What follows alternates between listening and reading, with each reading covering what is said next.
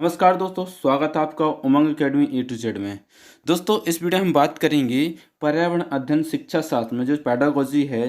Pedagogy आता है 15 number का, आता है आपका जो सिलेबस में। उस 15 में से इस टॉपिक से जो कि आपका एक अभ्यास प्रश्न है, परिवेशीय भ्रमण, प्रयोगात्मक कार्य और प्रोजेक्ट कार्य एवं उसका महत्व जो है, उनका महत्व जो है उस पर आधारित जो प्रैक्टिस टेस्ट है, 15 क्वेश्चन इसमें मिलेंगे आपको। 15 क्वेश्चन में से आपके कितने प्रश्न सही हुए तो आप मुझे कमेंट बॉक्स में कमेंट करके एक बार जरूर बताएं, ठीक है। जो प्रश्न अभी तक पूछे गए हैं, चाहे वो सीटेट हो, यूपी टेट हो, एमपी टेट हो, रीट हो या फिर पंजाब टेट हो या फिर केबीएस, कोई सा भी एग्जाम हो, जो अभी तक प्रश्न अभी तक पूछे गए हैं इस टॉपिक से, वो सब प्रश्न मैंने इसमें दिए हैं आपको।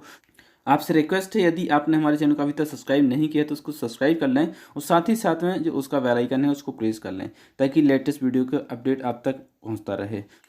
देख लेते हैं क्वेश्चन। पहला क्वेश्चन जो है यहाँ पर, एक विद्यालय ने राजस्थान के लिए कक्षा 5 के बच्चों के शैक्षणिक भ्रमण की योजना बनाई। भ्रमण के दौरान बच्चों से आपकी क्या अपेक्षा रहेंगी? सीटेट जून 2011 में पूछा जा चुका है प्रश्न। तो क्या अपेक्षा रहेंगी यदि आप एक टीचर हैं, आप अपने छात्रों को राजस्थान का भ्रमण करवाना चाहते हैं, तो आप क्या अपेक्षा करते हैं कि छात्र क्या करें? यदि उनके कोई प्रश्न हो तो उन्हें दर्ज कर लेना चाहिए। चीज़ों के बारे में बिना कोई प्रश्न पूछे सभी का अवलोकन करना चाहिए। उन्हें आनंद उठाना चाहिए या फिर उन्हें ध्यान से अवलोकन करना चाहिए। टिप्पणी दर्ज करना चाहिए और बाकी बच्चों तथा शिक्षक के साथ अपने अवलोकनों को बांटना चाहिए। क्या करना चाहिए? ऐसे जब प्रश्न पूछे जाते हैं भ्रमण पर आधारित, तो क्या करना चाहिए? जो बालक होते हैं उनके ध्यान से किसी भी चीज़ का यदि अवलोकन करना चाहिए तो ध्यान से अवलोकन करना चाहिए और उस पर टिप्पणी ही लिखनी चाहिए। साथ ही साथ में जो बाकी बच्चे हैं उनके साथ जो है वो अपने अनुभव जो है, वो अनुभव और जो उन्होंने अवलोकन किया है उसको बांटना चाहिए। तो इस प्रश्न का उत्तर जो होगा वो होगा चौथा हो जाएगा, इस प्रश्न का सही उत्तर हो जाएगा, ठीक है। नेक्स्ट क्वेश्चन है, बच्चों को विभिन्न प्रकार के ईंधन से परिचित कराने के लिए शिक्षक क्या करेगा? ठीक है, जो बच्चों को विभिन्न प्रकार के ईंधन से परिचित कराने के लिए शिक्षक क्या करेगा? जिस सीटेट 2011 में जो प्रश्न पूछा, कक्षा में कुछ ईंधनों के नमूने दिखा सकता है। एक लघु फिल्म दिखाने के साथ खाना पकाने के लिए इस्तेमाल होने वाले संभावित ईंधन के प्रकारों पर बच्चों के साथ चर्चा कर सकता है। जो भी संभावित ईंधन है उनके प्रकारों पर बच्चों के साथ चर्चा कर सकता है। चार्ट पर ईंधनों के चित्र प्रदर्शित कर सकता है या फिर बच्चों से विभिन्न प्रकार के ईंधनों की सूची बनाने के लिए कह सकता है। दोस्तों, इस प्रकार के जो प्रश्न है, ये प्रश्न क्या है? ईंधन से संबंधित है। तो इसके लिए क्या करना होगा? जो शिक्षक होगा वो एक शॉर्ट फिल्म दिखा सकता है, लघु फिल्म दिखा सकता है। खाना पकाने के लिए जो ईंधन उपयोग में होते उससे संबंधित ईंधनों के प्रकार के बारे में जानकारी ले सकता है छात्रों से, जैसे कि गोबर होता है, लकड़ी होता है, कोयला होता है, सिगड़ी होता है। क्या क्या ईंधन आप उपयोग कर सकते हैं खाना बनाने, इस पर आधारित चर्चा भी कर सकता है। तो इसका उत्तर दूसरा, इसका सही ऑप्शन जो है दूसरा, वो सही उत्तर होगा इसका। अब नेक्स्ट क्वेश्चन है, क्वेश्चन नंबर तीसरा है, महेश कक्षा 4 के शिक्षक हैं। वे वृक्ष संरक्षण की अवधारणा पर शिक्षार्थियों को संवेदनशील बनाने के लिए योजना बनाते हैं।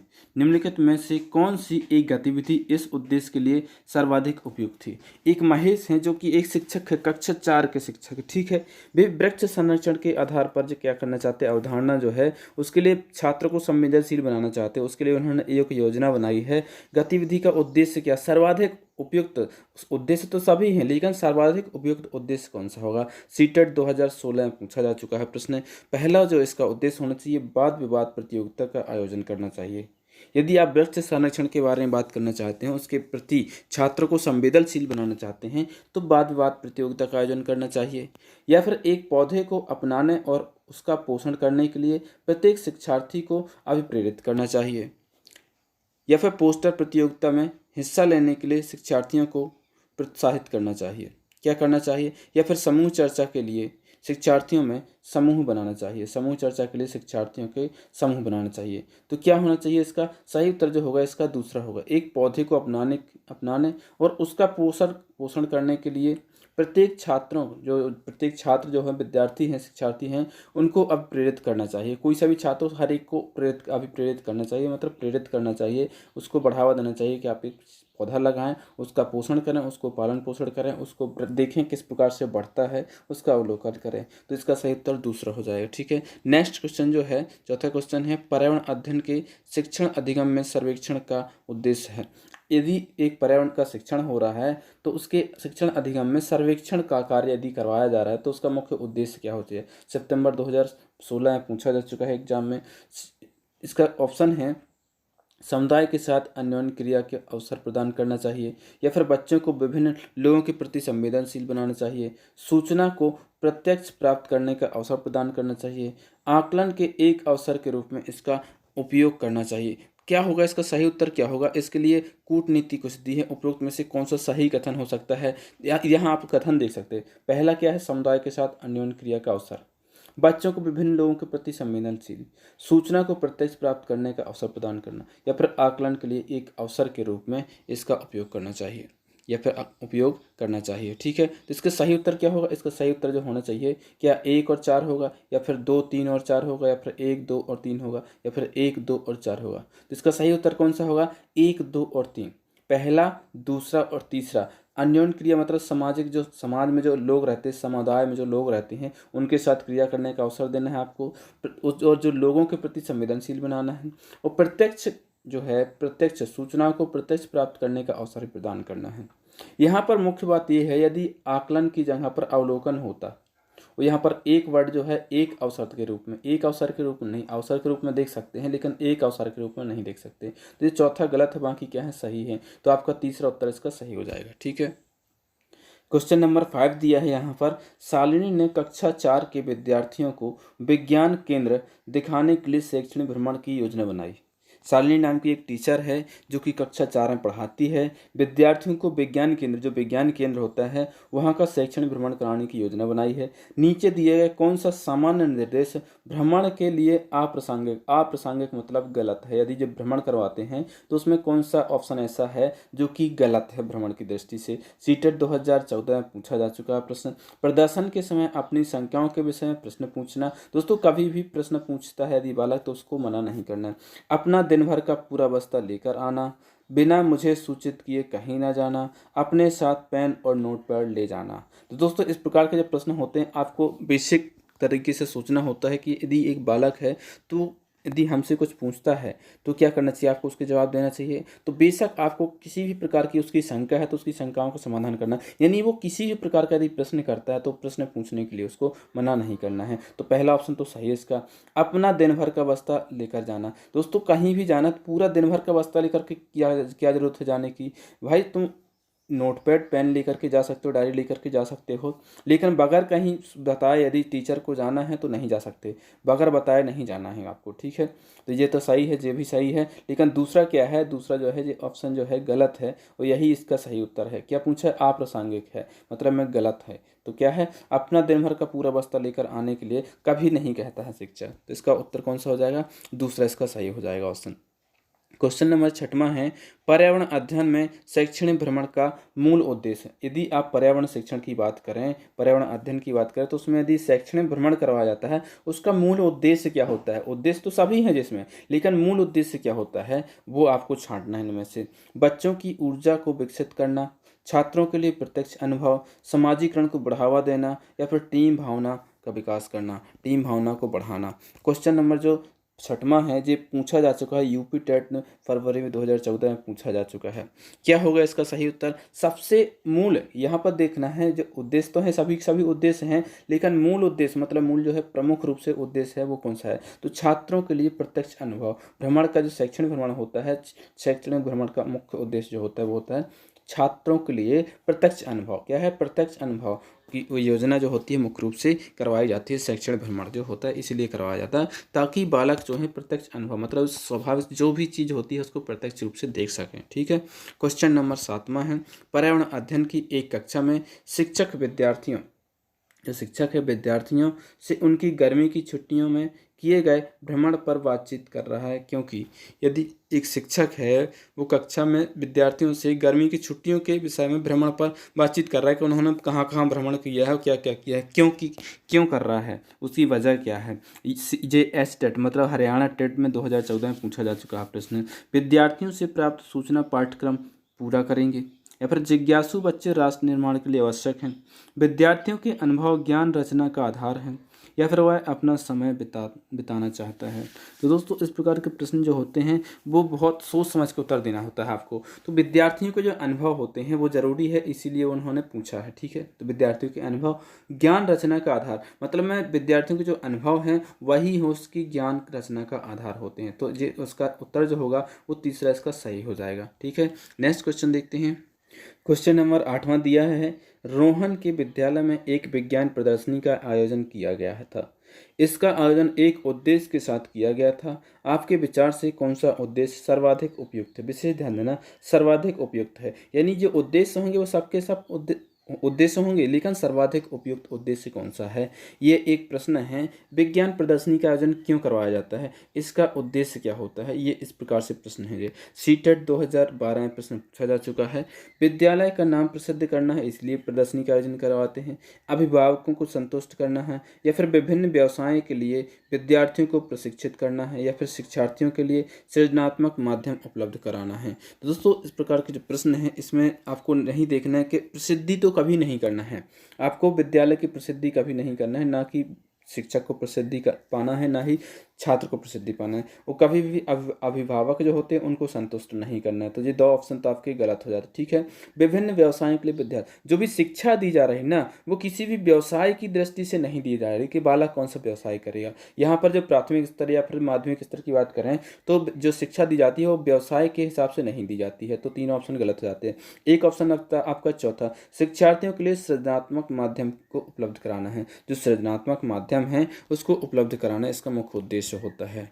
ठीक है, नेक्स्ट क्वेश्चन देखते हैं। 9वां क्वेश्चन, पर्यावरण जागरूकता को किसके द्वारा सृजन किया जा सकता है? यदि आप पर्यावरण को जागरूक बनाना चाहते हैं, पर्यावरण के प्रति लोगों को जागरूक करना चाहते हैं, तो ऐसा कौन सा कार्य किया जा सकता है जिसमें सबसे ज़्यादा सृजन किया जा सकता है, सबसे ज़्यादा ग्रहण किया जा सकता है? प्रश्न यूपी टेट 2013 में पूछा जा चुका है।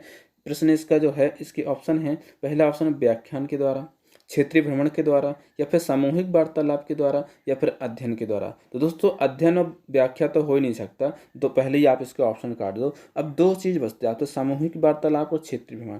यदि आप पर्यावरण के बारे में बात करना चाहते हैं तो यदि आप घर में सामूहिक वार्तालाप करेंगे तो ज़्यादा बेहतर होगा, उससे अच्छा कि क्षेत्रीय भ्रमण पर लेके जाएं। तो इसका सही उत्तर कौन सा होना चाहिए? दूसरा इसका सही उत्तर होगा, क्षेत्रीय भ्रमण के द्वारा सबसे अधिक रूप से जागरूक किया जा सकता है। नेक्स्ट क्वेश्चन है, नलिनी कक्षा 3 के शिक्षार्थियों को जानवर हमारे साथी हैं प्रकरण से परिचित कराना चाहती है।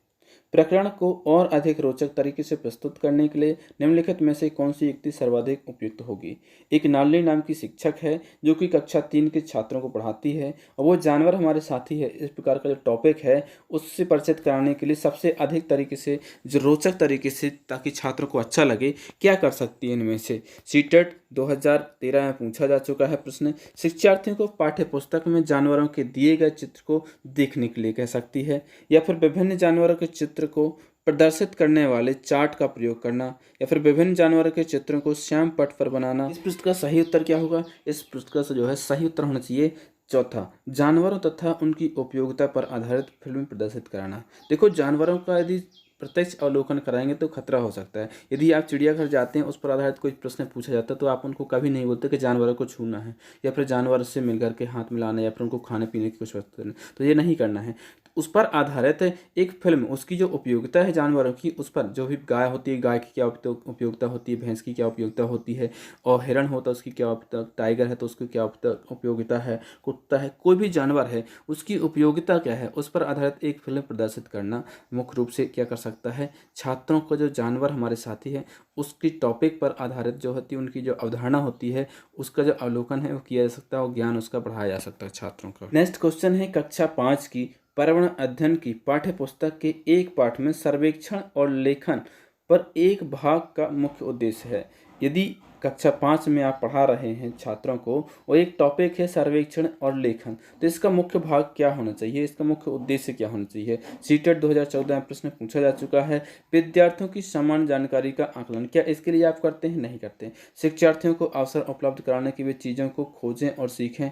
विषय की आधारभूत अवधारणा को सीखने में शिक्षार्थियों की मदद करना या फिर शिक्षार्थियों के व्यवहारिक कौशलों में सुधार करना। सही उत्तर क्या होगा? इसका जो सही उत्तर होना चाहिए वो होना चाहिए दूसरा, शिक्षार्थियों को अवसर उपलब्ध कराना कि वे चीज़ों को खोजें और सीखें। जो सर्वेक्षण हैं वो क्यों करवाया जाता है? ताकि वो बालक जो होते हैं वो चीज़ों को खोजें और लेखन क्या होता है उसके आधार पर वो सीखें। तो इसका सही उत्तर होना चाहिए दूसरा होना चाहिए। ठीक है, नेक्स्ट क्वेश्चन है, नेक्स्ट क्वेश्चन जो है 12वां क्वेश्चन है। आपके प्रधानाचार्य ने आपको कहा कि कक्षा 5 के विद्यार्थियों को शैक्षणिक अवलोकन यात्रा के लिए ले जाइए।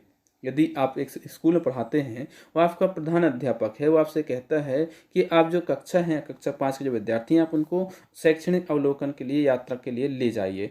इस अवलोकन यात्रा का सार्थक बनाने के लिए, जो यात्रा है उसको सार्थक बनाने के लिए आप अपनी योजना में क्या शामिल करेंगे? ऐसा कौन सा इंपॉर्टेंट पॉइंट है, कौन सा ऐसे शब्द हैं जो कि आप उस योजना में शामिल करेंगे, जो कि जिस तरीके से आपकी जो योजना है वो पूर्ण तरीके से सफल हो। सीटेट 2015 में प्रश्न पूछा जा चुका है जी, तो क्या करना चाहिए आपको इसके लिए? ठीक है, तो ऑप्शन है क्रियाकलापों की एक स्तरीकृत सीट उस स्थान के बारे में तैयार करना और प्रमाणिक तथा सार्थक अध्ययन के लिए उसे विद्यार्थियों के साथ यात्रा से पूर्व साझा करना। जहाँ जाना हो उसके बारे में जानकारी प्राप्त करने के लिए पढ़ने के लिए विद्यार्थियों को कहना।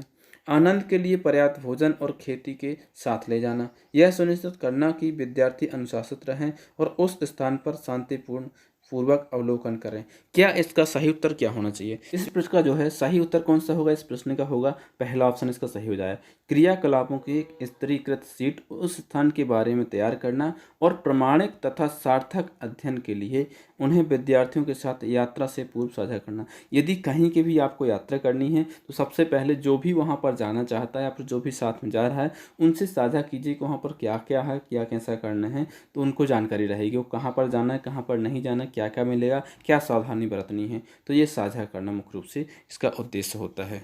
अगला क्वेश्चन है जो कि 13वां क्वेश्चन है, विद्यालय में यदि बच्चों की वाद विवाद प्रतियोगिता होने वाली है तो आप बच्चों को क्या करेंगे? तो आप बच्चों को भाषण के लिए वे कहाँ से सामग्री लें इसका मार्गदर्शन करेंगे, भाषण का अभ्यास कराएंगे, भाषण लिखने की विधि बताएंगे या फिर भाषण लिख कर देंगे।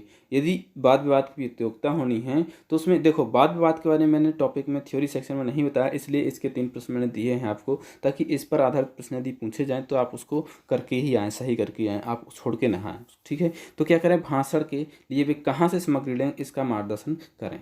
यदि वाद विवाद प्रतियोगिता होनी है तो आप बच्चों को क्या करेंगे, कहाँ से वो भाषण के लिए सामग्री लें, भाषण के लिए वे सामग्री कहाँ से लें और इसका मार्गदर्शन करेंगे आप वालों को। ठीक है, तो पहला उत्तर इसका क्या हो जाएगा, सही हो जाएगा। नेक्स्ट क्वेश्चन जो है वो आजकल पाठ्य सहगामी क्रियाओं में राष्ट्रीय सेवा योजना को मुख्य स्थान दिया जा रहा है।